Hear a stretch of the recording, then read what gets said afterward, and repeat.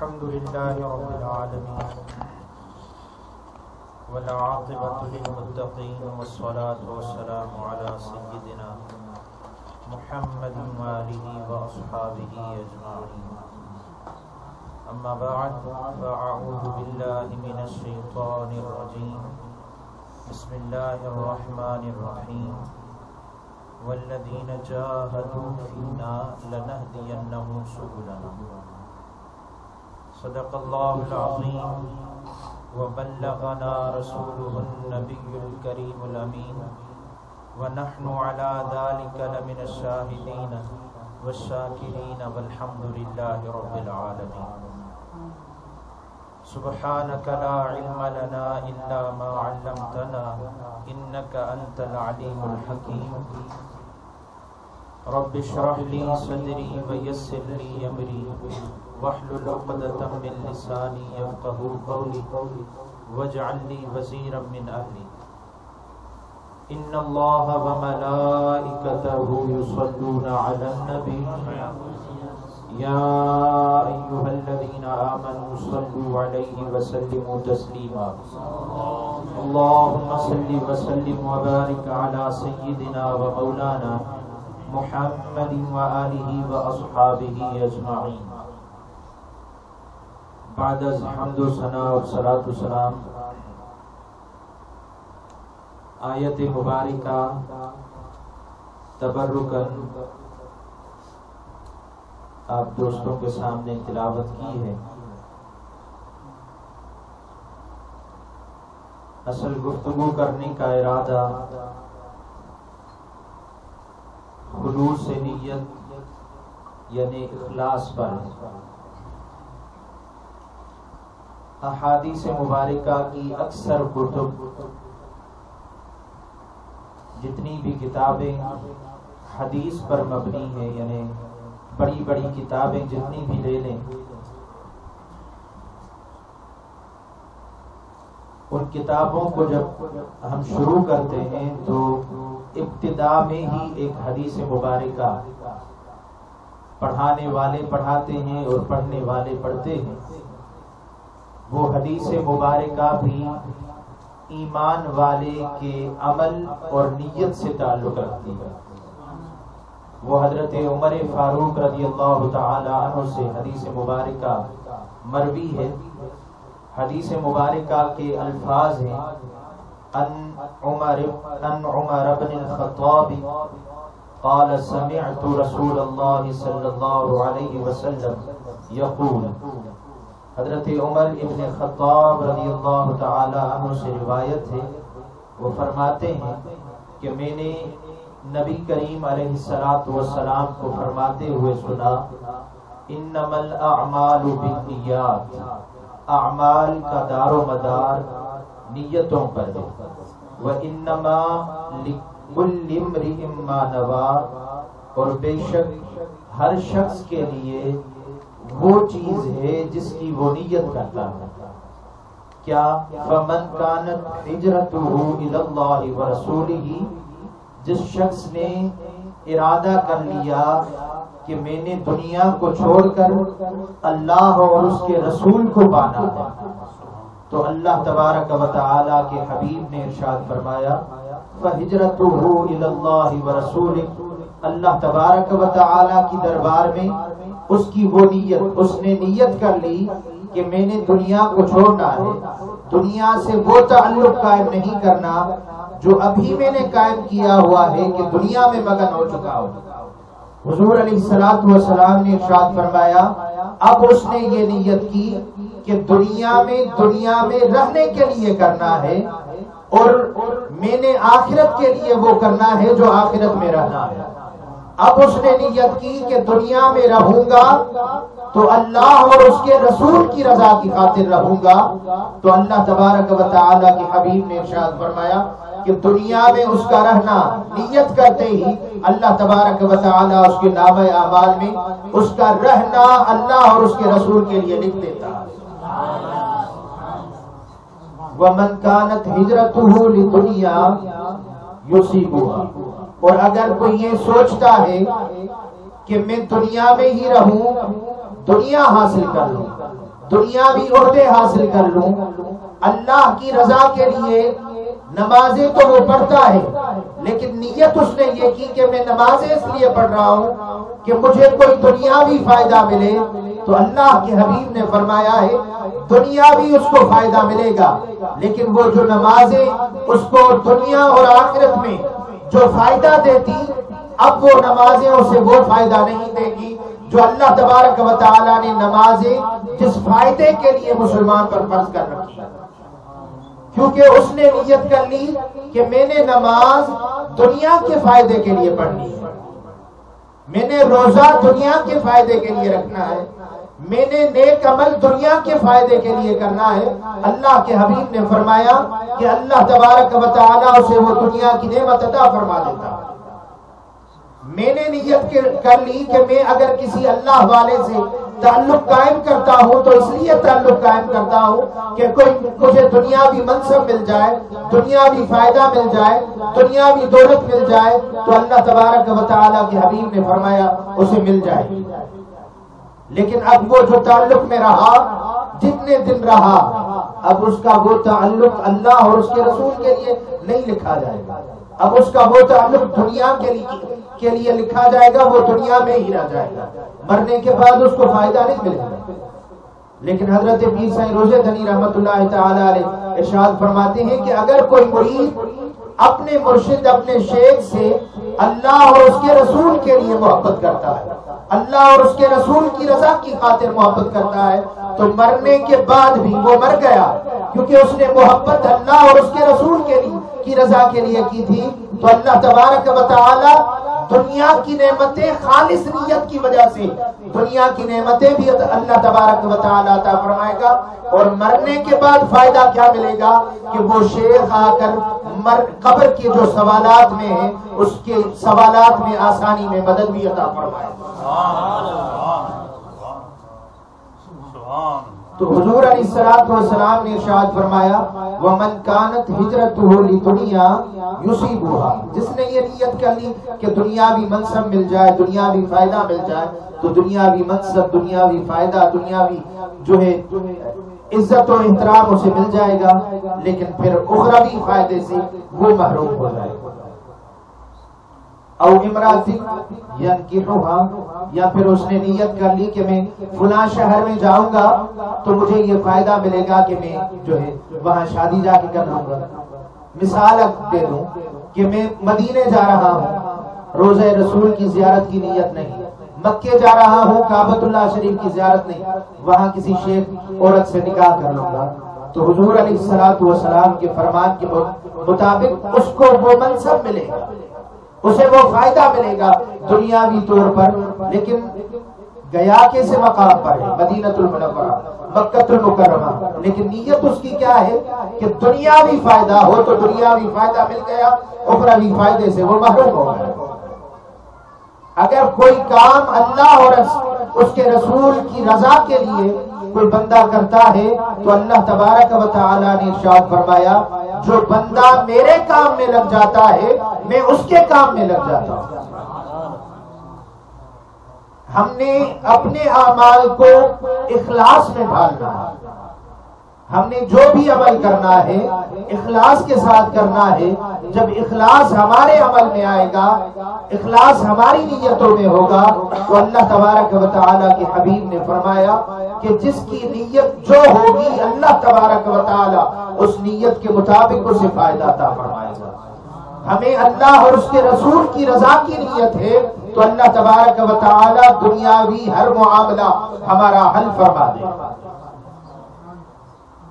آپ جتنے بھی اولیاء اکرام ہیں، بزرگان دین ہیں، ان اللہ والوں کی سیرت کو جن اللہ والے جتنے بھی حضرت ابو بکر صدیق رضی اللہ تعالی عنہ سے لے کر حضور علیہ الصلوۃ والسلام کی امت میں آج تک جتنے بھی اللہ والے گزرے ہیں، موجود ہیں، قیامت تک جتنے بھی اللہ والے آئیں گے، سیرتیں پڑھتے جائیں، سیرتیں دیکھتے جائیں، کسی بھی اللہ والے کے متعلق آپ یہ نہیں سنیں گے کہ کوئی اللہ والا اپنے شیخ کی دربار میں اس لیے گیا تھا کہ کوئی دنیاوی عزت و مرتبہ ہو سکے۔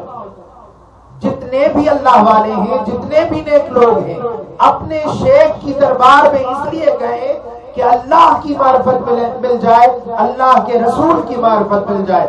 اللہ اور رسول کی معرفت تو ملی، لیکن حضرت شیخ عبد القادر جیلانی رضی اللہ تعالی عنہ کے بارے میں آتا ہے کہ حضرت شیخ عبد القادر جیلانی اپنے دور میں جب اللہ تعالی نے روحانی طور پر بھی مقام عطا فرمایا، دنیاوی طور پر بھی مقام عطا فرمایا، وہ لباس پہنتے تھے جو اس وقت کے حکمرانوں کو لباس نصیب نہیں ہوتا۔ ابتدا کہاں سے کی تھی کہ حضرت شیخ عبد القادر جیلانی رحمت اللہ تعالی علیہ فرماتے ہیں کہ 7 سال تک ایسے گزرے کہ میں عراق کے جنگلات میں گھوما کرتا تھا، وہاں جنگلات کا میں سے مجھے کوئی اور غذا نہ ملتی تھی، درختوں کے پتے کھا کھا کر میں گزارا کرتا تھا۔ میرے بدن پر وہ ہریالی ظاہر ہونے لگی جو درختوں کے پتے کھا کھا کر میں نے جو گزارا کیا، اس سے میرے بدن پر ہریالی ظاہر ہونے لگی درختوں کی۔ اور پھر ظاہر کہ یہ بھوک کاٹی، یہ تکلیفیں کاٹی، اللہ کی رضا کے لیے اللہ کے کام میں لگ گئے تو اللہ تبارک و تعالی نے دنیاوی معاملات بھی ایسے طے فرمائے کہ آپ کو آ کے بتایا جا رہا ہے کہ حضور آپ کی تجارت کا اتنا بڑا جہاز جو بھر کر فلاں ملک کی طرف جا رہا تھا غرق ہو گیا، فکر نہ تھی، کیونکہ اللہ کی رضا کے لیے ہر کام کیا، نظریں جھکا کر دل کی طرف توجہ کی اور پھر کہا کہ الحمدللہ رب العالمین۔ غم کی خبر دی جا رہی ہے کہ آپ پر یہ آفت آ گئی ہے دنیاوی اعتبار سے، لیکن اللہ کی رضا چاہیے، ہر حالت میں اللہ راضی ہونا چاہیے، ہر حالت میں یہ دیکھنا ہے کہ میرا عمل کیا ہے۔ اور پھر کچھ دیر کے بعد آپ کو بتایا جا رہا ہے کہ حضور وہ ڈوبنے والا تھا، ہم نے آپ کو خبر غلط دے دی، اب وہ جو ہے پار ہو گیا ہے، نکل گیا ہے پانی سے، اب وہ آگے پہنچ گیا ہے اپنے مقام پر۔ آپ نے پھر نظر جھکائی اور کہا الحمدللہ رب العالمین۔ سائل نے کہا کہ حضور پہلے آپ کو تکلیف اور مصیبت والی خبر سنائی، اس پر بھی آپ نے الحمدللہ کہا، خوشی والی خبر سنائی ہے، اس پر بھی آپ نے الحمدللہ کہا۔ خوشی والی خبر پر سمجھ میں آتا ہے الحمدللہ، دکھ والی خبر پر آپ نے الحمدللہ کہا، کیا بات ہے؟ آپ نے ارشاد فرمایا کہ جب تم لوگوں نے دکھ کی خبر سنائی تو میں نے اپنی دل کی طرف توجہ کی، نظر کی، میں نے دیکھا کہ اس دکھ کی خبر سنتے ہی میرا دل اللہ کے ذکر سے غافل تو نہیں ہوا۔ میں نے دیکھا کہ میرا دل اس کے باوجود بھی اللہ کا ذکر کر رہا ہے۔ بس مجھے میری دنیا اور آخرت کی نعمت یہی ہے کہ میرا دل ہر وقت اللہ کا ذکر کرتا رہے۔ یہ دنیا آنے جانے والی چیز ہے، اللہ تعالیٰ پھر کبھی اور نعمت اس سے بڑھ کر عطا فرما دے۔ خوشی کی خبر سنی تو بھی میں نے دل کی طرف توجہ کیا کہ کہیں اس دنیاوی نعمت ملنے کی وجہ سے دل اللہ کے ذکر سے غافل تو نہیں ہوا۔ پھر میں نے توجہ کی تو اللہ کا میرا دل جو ہے اللہ کا ذکر کر رہا تھا۔ میں نے شکر صرف اس بات پر کیا ہے کہ میرا دل ہر وقت اللہ کا ذکر کرتا رہا۔ اور یہ بھی آپ کو عرض کرتا چلوں، اب یہ حضور علیہ الصلوۃ والسلام کی حدیث مبارکہ آخری لفظ ہے فَهِجْرَتُهُ إِلَىٰ مَا هَاجَرَ إِلَيْهِ۔ اب ہر آدمی، ہر شخص کی نیت وہ سمجھی جائے گی جو نیت وہ کرے، نامہ اعمال میں وہی نیت لکھی جائے گی، نامہ اعمال میں وہی اعمال لکھے جائیں گے جس نیت کے ساتھ، کیونکہ نیتوں کو جو اللہ تعالیٰ جاننے والا ہے، میں آپ تو جاننے والے نہیں کہ ہم ہی اعمال لکھتے ہو، ہم ہی معاذ اللہ جو ہے نیتوں کو جانتے ہو۔ نیتوں کو جاننے والا اللہ ہے۔ ہم زبان سے کسی شخص کے سامنے یہ اظہار کریں کہ میں نماز اللہ کی رضا کے لیے پڑھ رہا ہوں، لیکن میرے دل کی نیت کیا ہے وہ اللہ جانتا ہے۔ اور اعمال اور ثواب اجر بھی اللہ ہی عطا فرمانے والا۔ تو ہماری جو نیت ہوگی، ہمارے دل کی جو خواہش ہوگی وہ اللہ جاننے والا ہے۔ جس نیت کے ساتھ جہاں بھی جو بھی نیک کام کر رہے، اس نیت کے مطابق ہمارا عمل سمجھا جائے۔ اس کے نیت کے متعلق حدیث مبارکہ تھی کہ اپنی نیتوں کو بہتر رکھیں، اپنی نیت کو اچھا رکھیں، اپنی نیت میں اخلاص پیدا کریں. اللہ تبارک و تعالی جہاں نیت بہتر ہوئی وہاں اللہ تعالی دنیاوی ہر مسئلہ حل فرما دیتا ہے. اور اس کے ساتھ ساتھ نور علی نور یہ ہوا کہ اللہ تعالی آخرت کا بھی اجر و ثواب ہمیں عطا فرما دیتا ہے. ہم اگر دنیاوی فائدے کے حساب سے کوئی نیک عمل کریں، اللہ تعالیٰ نے فرمایا ہے کہ میں ہر بندے کے ساتھ وہ معاملہ فرماتا ہوں جو وہ میرے اندر گمان رکھتا ہے. اب اگر گمان بندے نے یہ رکھا ہے کہ میں نماز پڑھوں گا تو مجھے فلاں کام ملے گا، مجھے فلاں جو ہے فائدہ ہوگا دنیاوی طور پر، تو میں بندے کو اس نماز کی وجہ سے دنیاوی فائدہ دوں گا. لیکن بعد میں کیا ہوتا ہے، دنیاوی فائدہ وہاں ملا، وہاں بندے نے نماز چھوڑا کیونکہ میری نیت خالص نہ تھی. اگر میری نیت خالص نہ ہوگی، وہاں دنیاوی طور پر میرا معاملہ حل ہوا، وہاں میری نماز ختم. میں کوئی نیک عمل کر رہا ہوں، درود پاک کا وظیفہ ہے، کسی نیک بزرگ نے مجھے وظیفہ دے دیا کہ آپ درود پاک پڑھتے رہیں، دنیاوی آپ کے جو ہے مسائل حل ہوتے ہیں. میرا جو دنیاوی مسئلہ ہے، پریشانی ہے، غم ہے، میں نے درود پاک پڑھنا شروع کر دیا، وہاں غم ختم ہوا، وہاں پریشانی ختم ہوئی، وہاں درود پاک مجھ سے چھوٹ جائے. تو اب ایسے عمل کا کیا فائدہ کہ میرا یہاں مدعا، میرا مقصد حل ہو گیا، مقصد مجھے مل گیا، میرا نیک عمل مجھ سے میرے ہاتھ سے نکل گیا. اور دوسرا، ہم اللہ والوں کی دربار میں آتے ہیں، کسی شیخ کی بیعت جب ہم نے کر لی، اس کے ہاتھ میں ہاتھ تھام لیا، ہاتھ میں ہاتھ دے دیا، تو ہاتھ میں ہاتھ دینے کا مقصد آپ جتنے بھی مشائخ ہیں، سلسلہ عالیہ قادریہ ہو، نقشبندیہ ہو، سہروردیہ ہو، چشتیہ ہو، ان سلاسل کی جتنی بھی شاخیں ہیں، ان شاخوں کی جتنے بھی کتابیں ہیں، ان کتابوں میں پڑھنے کے مرید کسی دنیاوی مقصد کے لیے نہیں ہوا جاتا. اگر میں کسی شیخ کا مرید بنا ہوا ہوں، میں اپنے شیخ کا مرید بنا ہوا ہوں، تو اس کا مقصد یہ نہیں کہ میں اپنی دنیاوی منصب حاصل کرنے کے لیے کسی شیخ کا دامن تھا، میں دنیاوی فائدہ حاصل کرنے کے لیے شیخ کا دامن تھا.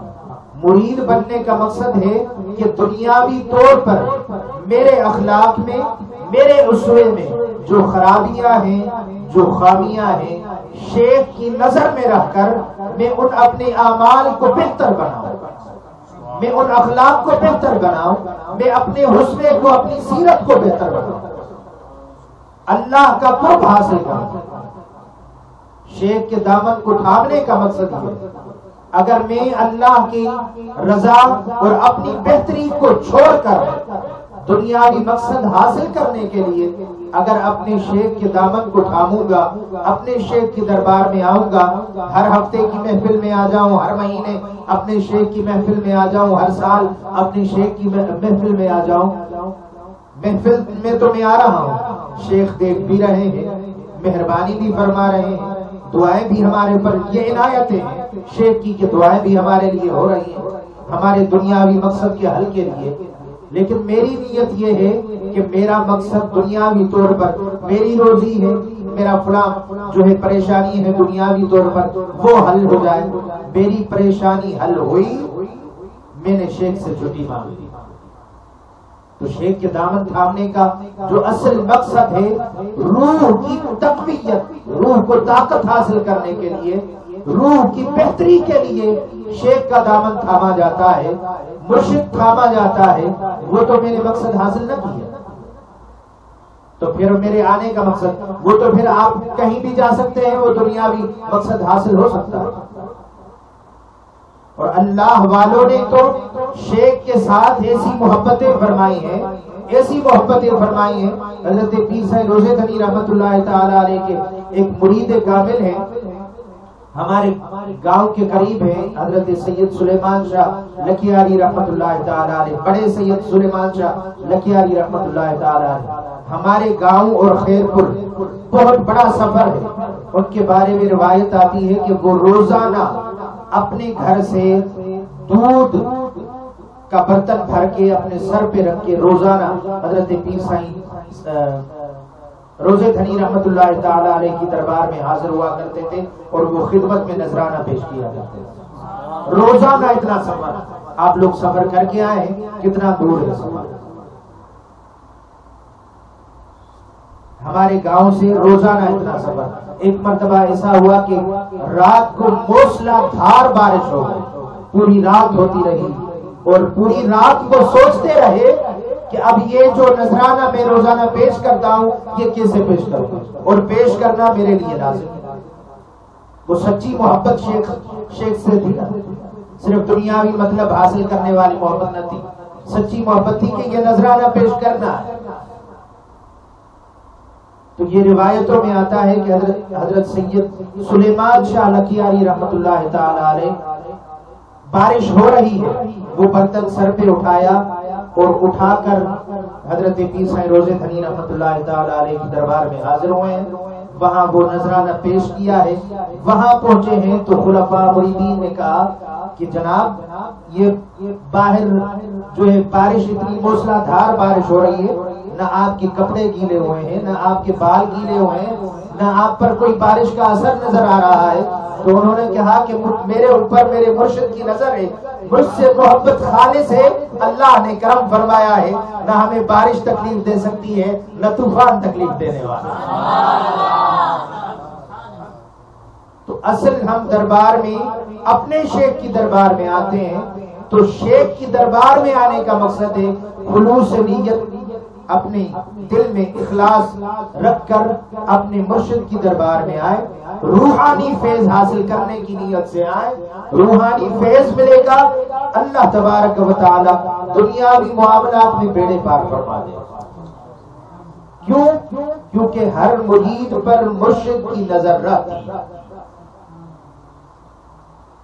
مرشد کو پتا ہوتا ہے کہ میرے مرید کے فلاں مرید کے ساتھ کیا کیا مسائل ہیں, تو شیخ اپنے مرید کے لیے ہر وقت دعا گو رہتا ہے. شیخ حضرت پیر سائیں روزے دھنی رحمت اللہ تعالی علیہ بھی اپنے مریدین سے یہی فرمایا کرتے تھے. جب مریدین یہ کہا کرتے تھے کہ حضور آپ ہمارے لیے دعا فرمایا کریں, تو حضرت پیر سائیں روزے دھنی رحمت اللہ تعالی علیہ فرمایا کرتے تھے کہ ہم اپنے ہر مرید کے لیے اللہ تبارک و تعالی کی دربار میں دعا فرماتے ہیں. حضرت علامہ محمد قاسم مشوری رحمت اللہ تعالی علیہ سے بھی جو ہے لوگ کہا کرتے تھے کہ حضور ہمارے لیے دعا فرمایا کریں, تو وہ بھی اپنے مریدین سے یہی فرمایا کرتے تھے کہ ہم اللہ کی دربار میں یہ دعا کرتے ہیں کہ مولا تیری رضا کی خاطر ہمارے دامن سے جو جو وابستہ ہو چکے ہیں ان کی دلی مرادیں پوری فرما دے.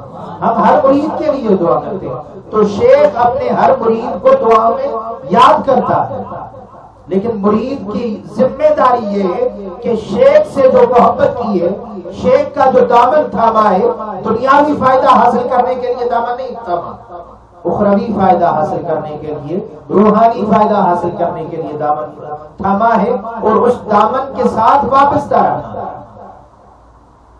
اور پھر جب ہم شیخ کی دربار میں آتے ہیں, وہ آداب ہیں شیخ کی دربار میں حاضر ہونے کے, جو علماء اکرام ارشاد فرماتے ہیں جو آداب نبی کریم علیہ الصلوۃ والسلام کی دربار میں حاضر ہونے کے صحابہ اکرام کو آداب سکھائے گئے ہیں, وہ شیخ کی دربار میں مریدین کو حاضر ہونے کے لیے آداب سکھائے گئے ہیں. صحابہ اکرام کے بارے میں ارشاد یہ روایت آتی ہے کہ جب حضور علیہ الصلوۃ والسلام خطاب فرمایا کرتے تھے تو صحابہ اکرام اس انداز سے خطاب بیٹھ کر سنا کرتے تھے کہ پرندوں کو یہ محسوس نہ ہوتا تھا کہ انسان بیٹھے, بت سمجھ کر, پتھر سمجھ کر آگے ان کے اوپر بیٹھ جایا کرتے تھے. انہیں یہ احساس نہ ہوتا تھا کہ کسی انسان کے اوپر آگے بیٹھا. ظاہر ہے کہ احساس ہو تو اڑ جائے, خوف زدہ ہو پرندے, لیکن وہ خوف زدہ نہ ہوتے تھے. ایسے ساکت اور توجہ کے ساتھ نبی کریم علیہ الصلوۃ والسلام کا درس, خطاب اور بیان سنا کرتے ہیں. تو دربار شیخ میں آنے کے آداب اور شیخ کے ساتھ تعلق کے آداب بھی ہیں کہ تعلق مخلص ہو کر قائم کرنا ہے. صرف دنیاوی فائدہ حاصل ہو اس لیے تعلق قائم کریں, دنیاوی مقصد حاصل ہو جائے اس لیے تعلق قائم کریں, یہ نیت نہ رکھیں. نیت جب اخلاص کی ہوگی تو اللہ تبارک و تعالی دنیاوی بھی بیڑے پار فرما دے گا اور اخروی تو بیڑے پار ہی پار. کیونکہ جب حضرت پیر صاحب روزے دھنی رحمۃ اللہ تعالی علیہ نے وعدہ فرمایا ہے, یہ بھی دیکھیں نا کہ مرید اپنے شیخ کے ساتھ کتنا مخلص ہے. شیخ تعلیم دے رہا ہے, نماز پڑھیں 5 وقت, روزہ رکھیں, رمضان المبارک کا جب فرض ہے تو روزہ رکھیں, حج فرض ہے تو حج ادا کریں, زکوٰۃ فرض ہے تو زکوٰۃ ادا کریں, اور پھر 2 وقت اللہ کی رضا کے لیے ذکر کریں جو 4 تسبیح دی گئی. ذکر کر کے جسے حضرت پیر صاحب روزے دھنی رحمۃ اللہ تعالی علیہ نے یہ ارشاد فرمایا ہے کہ جو کی روٹی لسی کے ساتھ کھا کر سو جائے, دنیا اور آخرت کے ذمہ دار, قبر اور حشر کے ذمہ دار ہم ہیں. جب اتنی بڑی ضمانت, اب ہمارا اخلاص ہے, کیا ہم 5 وقت نماز پڑھتے ہیں؟ ہمارے اوپر تو مہربانی فرما دی, ہمارے شیخ نے مہربانی فرمائی, لیکن شرط ہے 5 وقت نماز پڑھیں, روزہ رکھیں, رمضان کے روزے رکھیں, حج فرض ہے تو حج ادا کریں, زکوٰۃ فرض ہے تو زکوٰۃ ادا کریں, اور پھر 2 وقت تسبیح. مغرب کی نماز کے بعد تہجد کے وقت 4 تسبیحات ذکر کی کریں. قبر اور حشر کے ضامن ہم ہیں. اب ہم نے اپنے اخلاص کو دیکھنا ہے, کیا ہم اپنے شیخ کے ساتھ مخلص ہیں؟ ذکر ہوتا ہے ہم سے, نمازیں ہوتی ہیں ہم سے, روزے ہوتے ہیں ہم سے. اللہ کا فرمان اگر شیخ نے ہم سے یہ طلب کیا ہے, ڈیمانڈ کی ہے کہ آپ مجھ سے جو محبت کرتے ہیں, آپ نے جو مجھ سے تعلق قائم کیا ہے, اس تعلق کو کتنا پورا کر رہے ہیں. اب یہ ہم نے اپنے اندر سوچنا ہے, اپنے آپ کو سوچوانا ہے. جب ہم سوچیں گے تو انشاءاللہ تعالی ہمارے اندر بہتری بھی پیدا ہوگی اور ہمارے اندر انشاءاللہ اخلاص بھی پیدا ہوگا. اللہ تبارک و تعالی سے دعا ہے, اللہ تبارک و تعالی اپنے شیخ کے ساتھ مخلص ہو کر وابستہ تادم آخر وابستہ رہنے کی سعادت و توفیق عطا فرمائے. ظاہر ہے کہ ہم اپنے شیخ کے ساتھ مخلص ہوں گے تو تبلیغ بھی کرنی ہے, اشاعت بھی کرنی ہے, احباب کو بھی لے کر آنا ہے, احباب کو محافل میں بٹھانا بھی ہے, تبلیغ بھی کرنی ہے کہ ہمیں کیا فیض اپنے شیوخ سے مل رہا ہے.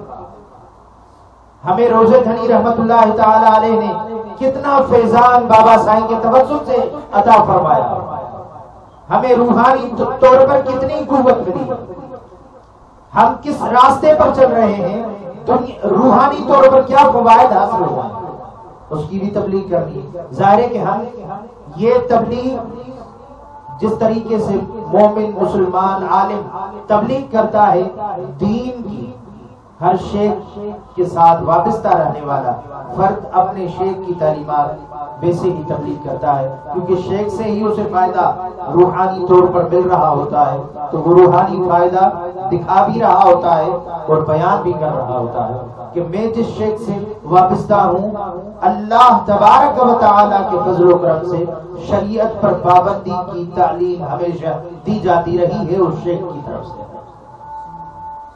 اللہ تبارک و تعالی ہمیں عمل کرنے کی, اللہ تبارک و تعالی ہمیں ہمیشہ وابستہ رہنے کی سعادت و توفیق عطا فرمائے. وما علینا الا البلاغ.